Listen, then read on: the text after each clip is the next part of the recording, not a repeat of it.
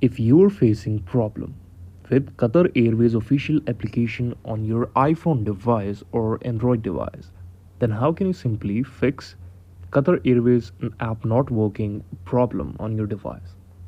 Hey guys, welcome back to the channel again. And in this video, I'll be simply showing you that how can you fix the application, whatever application is not working on your phone, how can you simply fix it? Firstly, we just need to understand that why these type of error occurs on your device. Firstly, this is an error of internet connection. If you have a better internet connection, then you won't face any type of error like this. Right now, you can see that I'm connected with a better Wi-Fi network and my network is full of speed right now.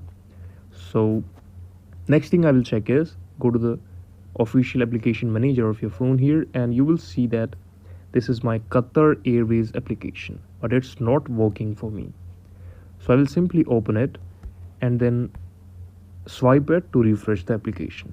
Now you simply have to restart your phone by touching the power up button and the volume button together.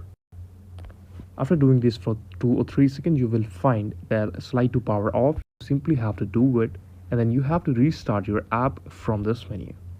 This is all about the video because there is no direct feature or there is no exact feature to solve this problem.